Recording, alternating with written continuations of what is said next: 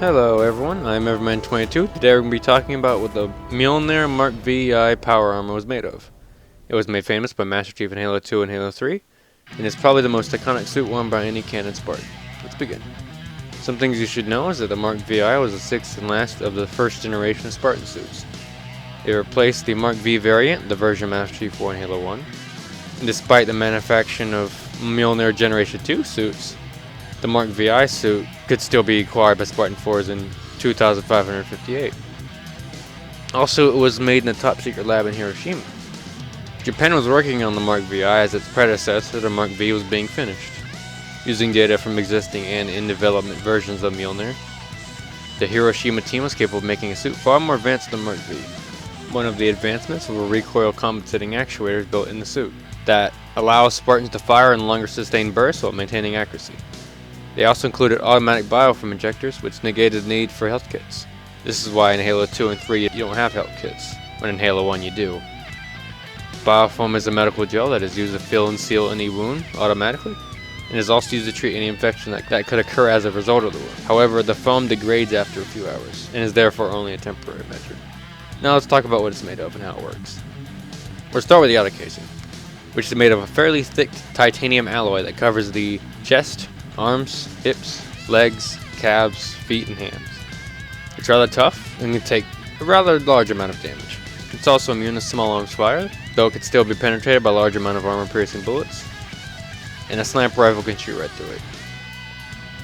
Because usually they use 14.5mm armor-piercing sabot rounds, which are extremely powerful against armor. It also has a refractive coating for heat disbursement against Covenant plasma weapons. Unfortunately, it's not very effective, and only 1 to 2 direct hits from any plasma weapon will melt right through it. The outer shell is protected by energy shield, which was installed on the later versions of the Mark V. We'll talk about that later. The outer shell is improved from the Mark V variant in that it's much denser, but a lot less bulky and more streamlined, meaning it has fewer contact points, which overall makes it more effective at close quarters combat, because it means it's harder for your enemies to get a good grip on you.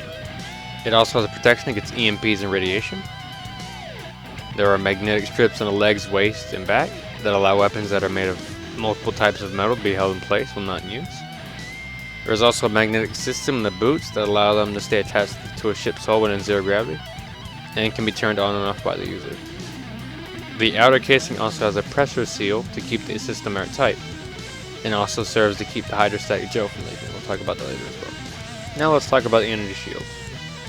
Energy shield technology was reverse engineered through Covenant technology, and allows the Spartan to take substantially more damage than they otherwise would be able to. The way they work is that a small fusion pack in the Spartan suit powers a number of shield generators that emit a either constant or reactive force field around the Spartan that is extremely smooth and nullifies friction. As when the Master Chief himself first experienced having shields on, he nearly slipped, and then he manually made the shield around his feet thinner. And because of that, we can deduce that it's rather malleable and can be manipulated with pinpoint accuracy. The exact strength of the shields is a bit difficult to pin down, however, because it varies wildly from each book. However, it is capable of taking a considerable amount of fire from UNSC weapons without breaking. The problem with the energy shield technology is that projectiles with larger amounts of energy can destabilize it, whether that's kinetic energy coming from a bullet, or high heat energy coming from Covenant weaponry. Because of this, a sniper rifle can pierce shields far easier than a pistol could, because a sniper rifle has higher muzzle velocity and therefore more energy, and the fact that its armor piercing helps as well. Plasma weaponry that the Covenant use is especially good at destroying shields because of the extremely high amount of heat energy that they shoot at you, as well as the plasma's ability to splash, because plasma is rather fluid like water, and therefore as it splashes it causes more damage. However, once the shield is down after a few seconds of not being hit, the shield will recharge. Spartan shields are gold color while elites are a bluish color. Now that we talked about the outer layer, let's talk about the helmet. The helmet of the Mark VI is one of the most important aspects of the suit. It's made of titanium and has a heads-up display that links directly to the brain, and can identify equipment and display information about it when it's picked up. The HUD also has an IFF identification system, also known as Identification of Friend or Foe system. The HUD also has a motion tracking sensor that can tell how close enemies or friends are in relation to your current position, up to 25 meters. It is not a radar, and it could be subverted through slow movement. This is accomplished by the neural interface system that is connected to the Spartan's neural implants. 2 core processor chips are implanted in the skull and the back of the head. And this allows for the suit itself to connect to the wearer's brain, and allows them to move the suit with thought. This is accomplished through a set of reactive circuits that are directly linked to Spartan's neural interface and are installed throughout the armor. The combination of man and machine is so fast that it's almost impossible to chart reaction times. It allows for easier control of the suit, and allows the wearer to be much more effective and have a higher survival rate. The helmet also has filters to remove toxins, a supply of air to the wearer during space combat, thermal and motion sensors, communications, solar-powered lighting, and imaging and video gear. It also contains the AI housing where an AI-like Cortana is inserted in the back of the head. However, one of the problems with the Mark VI helmet is that the visor covers far too much of the front of the helmet, making a rather large soft point. Though the Mark V helmet's visor is far larger than Mark VI's, so they improved a little bit. There is no specific material used in the production of the faceplate. This is because there are multiple layers of varying elements that serve specific purposes in the creation of a faceplate. However, you would need a highly sophisticated layer of electronics for the HUD. However, in Reach, we see that this visor is certainly not bulletproof, as the shard that punctured Kat's helmet also went through her visor.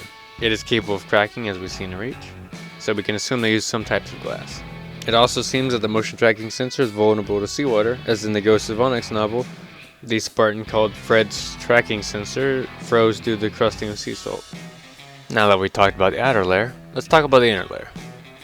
First, right underneath the outer casing is a reactive metal liquid crystal layer that I believe is called polymerized lithium niobosine. It flawlessly enhances the speed and power of the wearer. It is amorphous, yet fractionally scales and amplifies force, doubling lifting capacity and further decreasing reaction time by a factor of 5. Because of this advancement, the design of the Mjolnir armor more closely resembles an actual suit of armor, as opposed to a powered exoskeleton. On one level, the soldier moves the suit, and in return, the suit moves the soldier. However, this makes the suit so reactive that a normal human can't wear it, without them killing themselves. If they try to move a limb in the armor, that limb will move with such a speed that the bone snaps, and then they'll continue breaking bones, as their agony-induced flailing causes the suit to move even more. The entirety of blue team need to drill for under an hour to adapt to moving with increased speed and power. It's easily one of the most dangerous features of the suit, but also the most important as it increases the strength, speed, and reaction time of Spartan from already superhuman levels to beyond superhuman levels, allowing them to flip over tanks and warthogs with sufficient ease. But that's not all. That was the first layer. The second layer supports the suit's artificial intelligence.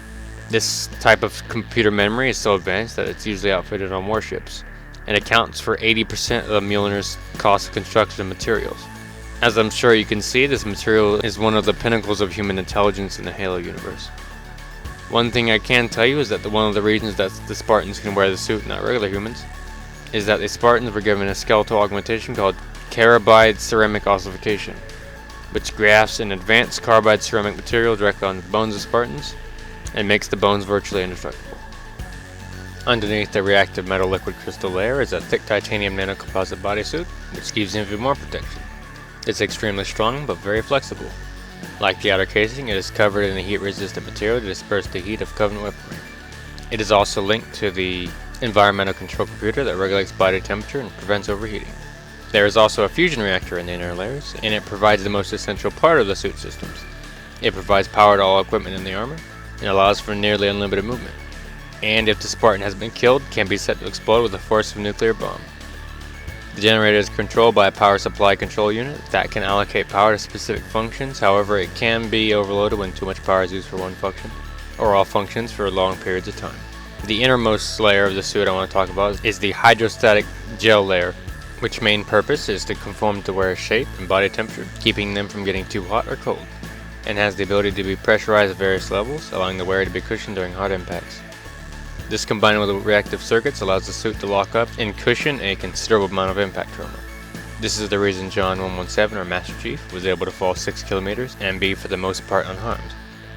Overpressurizing hydrostatic gel can cause nitrogen embolisms. Nitrogen embolism is also known as depression sickness, or the bends, in deep sea divers who surface too rapidly. Nitrogen boils in vessels or tissue, causing joint and abdominal pain. If it affects the brain, it may be fatal. An interesting thing to note about the gel layer is that in the novels Ghost of Onyx, General Howard Graves uses an anti-gravity plate to force the Spartan's gel layer to overcompensate, making the Spartans incapacitated long enough to subdue them. I don't know enough about gravity to accurately say that it would have been fine if it didn't lock up, but it is possible that the system could be abused. Just an interesting thing to note. The final piece of the suit is an inner skin suit, which is made of a moisture-absorbing synthetic material, linked to the environmental control computer, and the occupant's Spartan issue command neural interface.